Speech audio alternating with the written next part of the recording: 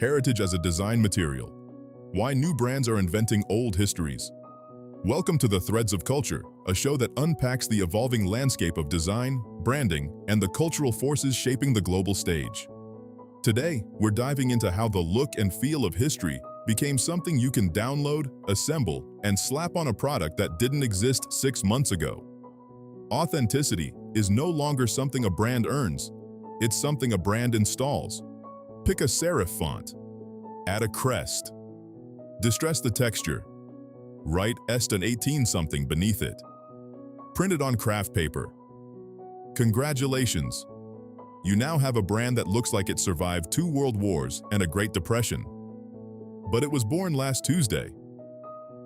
So when did heritage stop being a record of the past and start being a raw material? When did since 1847 become a genre instead of a fact? And if every new brand can borrow the visual grammar of permanence, what happens to the brands that actually live through something? The answer matters because it rewires how you decide what to trust. Every time you pick one product over another because it feels more established, more rooted, more real, you're responding to a design decision someone made in Figma on a Wednesday afternoon. Here's where we're going. First, we'll trace how heritage became a design concept, separate from history itself. Then, we'll follow that concept into the marketplace, where craft breweries, luxury houses, and direct-to-consumer startups all use it in radically different ways. And finally, we'll look at how AI tools and template platforms are collapsing the last remaining distance between having a heritage and performing one. There's a distinction that branding professionals take very seriously, even though most consumers have never thought about it. History is the chronological record of what actually happened. Heritage is a curated narrative. Selected moments, chosen attributes, arranged to serve a brand's current identity and future ambitions. One is a timeline, the other is an editorial act. The scholar Grace Lees Maffei, who produced one of the first extended academic studies of heritage from a design history perspective, puts it plainly. Much of the material we call heritage is designed, from landscapes and buildings to rituals and artifacts. Someone drew it. Someone typeset it. Someone decided which photograph to keep and which to throw away. Heritage doesn't just exist, it's authored. This has always been true. Hermès was founded in 1837 as a harness workshop. Every element of its visual identity, the Duke carriage logo, the saddle stitch, the equestrian motifs, reverse engineers that origin story into a living aesthetic system. But even Hermès is choosing which parts of its past to foreground and which to bury. The iconic orange box, reportedly adopted during World War II because of material shortages. An accident of wartime scarcity, reframed as destiny. That's not deception, that's design. What changed is that this editorial process used to require an actual archive to edit. You needed old photographs, legacy slogans, vintage logos. The Winthrop Group, which consults on corporate heritage, has documented how these resources become especially valuable during economic downturns because they reinforce messages about longevity and stability. Heritage was a competitive advantage precisely because it was scarce. You either had a past or you didn't. But scarcity has a way of creating imitation. And imitation, once industrialized, becomes a genre. Consider the American craft beer market. It's now worth roughly $29 billion. Walk into any bottle shop, and you'll see label after label mimicking 19th century woodcut typography, Bavarian crests, black letter fonts, monastic imagery, gargoyles perched on banners that read, "Brewing Company," in a careful arc. The vast majority of these breweries were founded after 2010. Founders Brewing, established 1997. Stone Brewing, 1996. Neither has any direct lineage to the European brewing traditions their packaging invokes. And they don't need one. The visual vocabulary of heritage has been so thoroughly codified within the category that a clean, modern label actually reads as less serious about beer. Heritage isn't signaling history anymore. It's signaling category membership. This extends well beyond beer. Heritage branding is now offered as a professional service by agencies like Helm's Workshop and History Factory.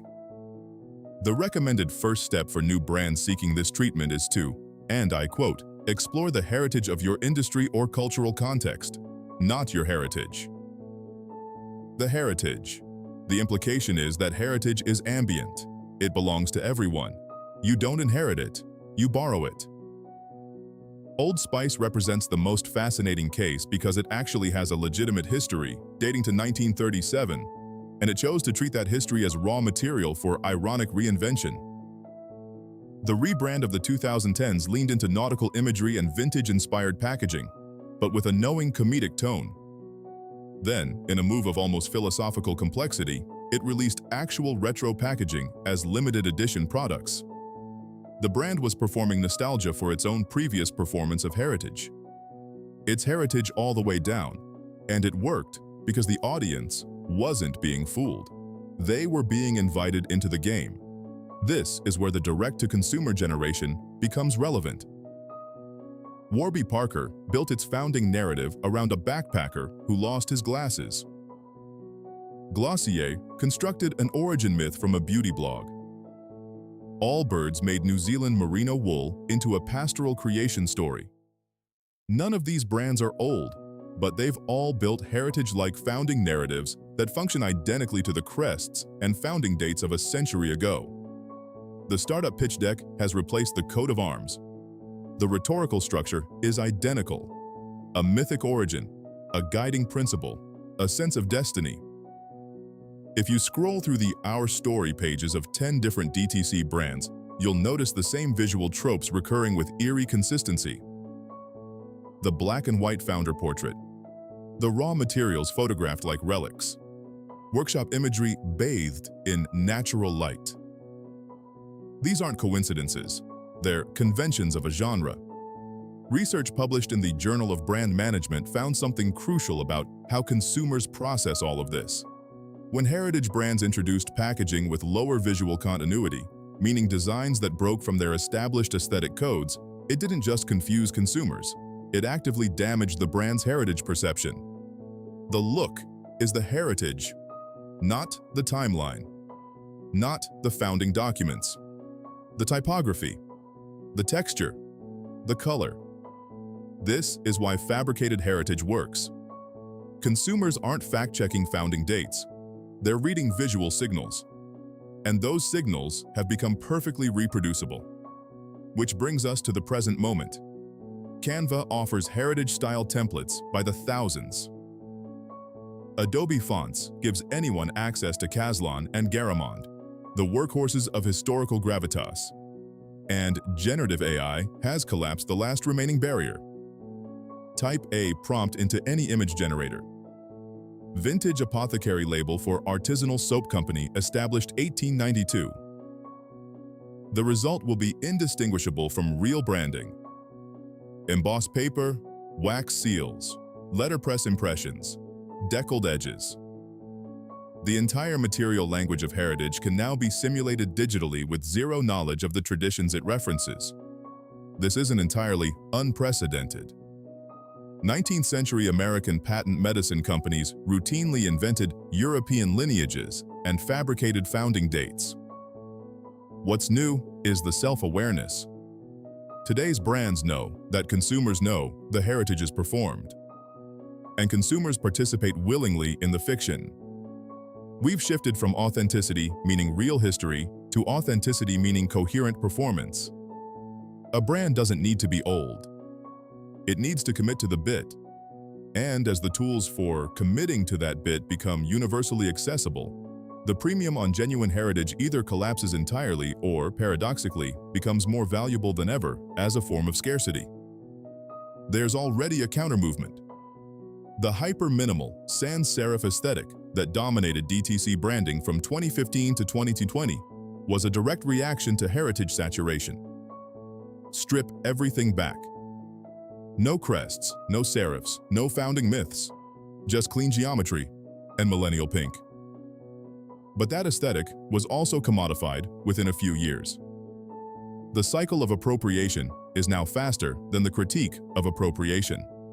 So, heritage as a design material. Maybe the real question isn't whether it's honest or dishonest to borrow the visual language of a past you never lived. Maybe the question is what we lose when heritage stops meaning we survived and starts meaning we chose this font. Here's what I want to know.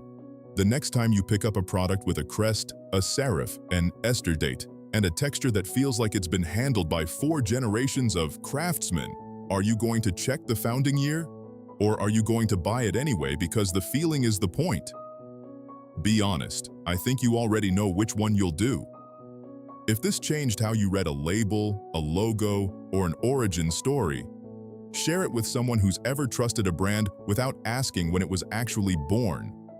Like, subscribe, and tap the bell so you don't miss what's next. Help us grow a community where curiosity meets culture. Until next time, this has been The Threads of Culture.